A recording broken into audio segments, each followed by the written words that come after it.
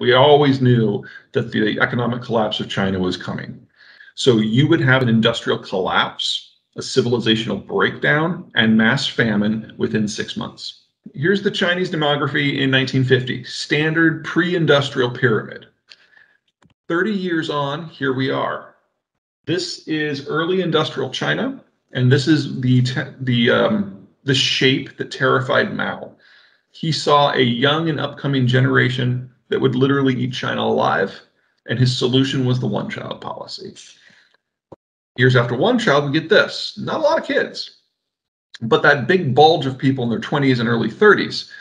When Americans look at this, we see an up-and-coming generation that's going to take away everyone's engineering jobs and manufacturing jobs. When the Chinese look at this, they see an up-and-coming young generation of spenders that are going to remake consumption norms. We were all correct. Were. Past tense. Because here's China now. As of January of 2020, when this data was pulled, China was already the fastest aging society in human history with the biggest sex imbalance.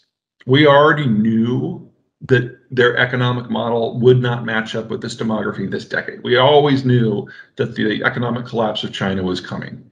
But since this data came out, the Chinese have started releasing parts of their 2020 decade census. And they're now grudgingly admitting that they overcounted their population by about 100 million people.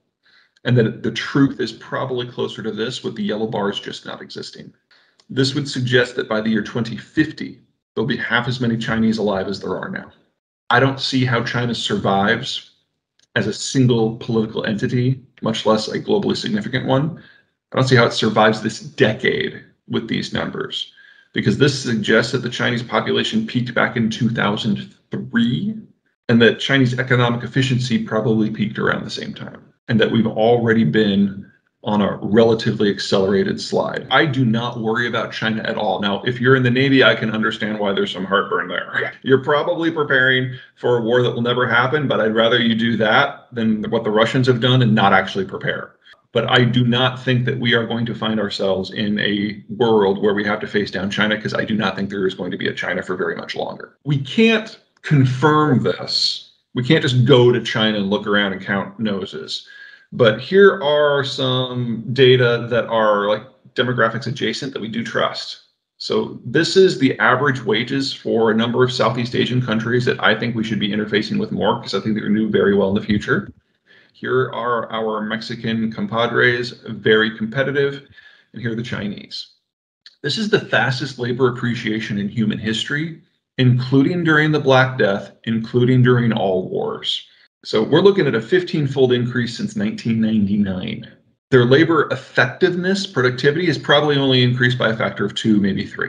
There is not an industrial process that is done in China that can't be done in North America at a lower cost, because our labor is so much more productive, our energy is so much cheaper, our supply lines are so much shorter, and you can produce stuff where people actually live, so the transport costs are minor. The only reason we think of China as a major industrial player is because of the sunk cost of the pre-existing industrial plant. You don't rebuild that somewhere else overnight, but it is happening. The United States is already in the process of its fastest industrialization, even faster than what we did during World War II. But it's a lot to move a few $1 trillion of industrial plant from one place to another. You don't do that overnight. We're living in the moment right now. We probably need to double the size of our industrial plant in the next 5 to 10 years. That'll be awkward, expensive, inflationary, but on the other side of it, we will have a far more insulated and secure supply chain system. The problem is just getting from here to there, and that is not a straight line, and there are a lot of bumps. The Chinese plan has always been to let the Russians go first, just to kind of as a proof of concept. And so their thinking was a fast war that conquers Taiwan in a matter of days, that imposes a done deal upon the world, and everyone just sucks it up and takes it, because China is too economically powerful to be challenged. And once you hold the territory, there's no point in going to a broad-scale war against the Chinese when it's already happened. That's always been their plan. With the Russians, they have had every aspect of all of their planning for the last 40 years set on fire and burned to ash in less than a month. So number one, it will not be a quick war, because Ukraine was one of the world's less militarily competent countries in the first place, and they're still holding it out against the Russians. Taiwan has been preparing for this war since 1955. Taiwan has a moat. Taiwan has a nuclear program that started in 1974. So if we have a 2-month accumulation of Chinese forces getting ready to push, the Taiwanese will see it because this is the only national security question that they pay any attention to. And they will make a nuclear device. And so the only way that the Chinese can even make an attempt on Taiwan is to text all of their soldiers at the same time and just say, everyone get to the coast, take a fishing boat with your buddies, and start moving on Taiwan. They know it is going to cost them 1 million troops just to get there. So it's always been a heavier carry than we would ever consider in the way that we operate.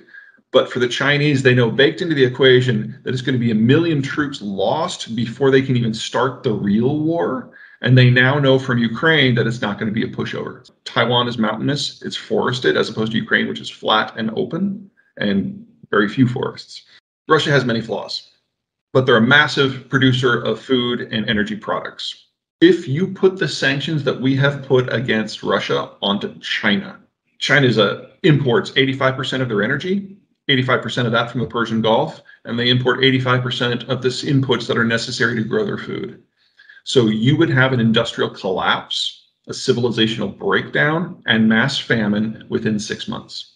And then you would probably lose 500 million Chinese over the course of the next year to famine. But I think the one that has scared the Chinese the most are the boycotts. BP and Halliburton didn't have to leave. They weren't doing anything that was sanctioned. But the super majors and the oil services firms and countless other firms left on a moral imperative prompted by individual shareholders and consumers. And in China, the idea that the average Joe or Jane can influence policy is so antithetical to their mindset that they had no idea this was even possible, much less it was going to happen. So everything that the Chinese have based their system and their strategic policy on for the last 30 years has been proven in the last 2 months to be utterly wrong. And they have to come up with a completely new plan. I don't think they can. I don't think they have that capacity anymore. And so we just have Chairman Xi slamming his head into the wall over and over and over, incapable of change until his skull cracks. And that's where we are now. I see China with not just a demographic failure, but a failure of leadership, a failure of policy, an agricultural failure, and an energy failure all at the same time. It is entirely possible that this is the last year of the People's Republic. The Chinese don't have a very high value-added economy, and so in that sort of environment, if you are willing to dumb down labor costs, and if you're willing to dumb down environmental restrictions, it does give you a leg up. Absolutely. But because the United States produces energy at home versus importing it from several thousand miles away, our energy costs are so much cheaper. And because our educational system is so much better and American workers are so much higher value added, we have now reached a point where the math has flipped.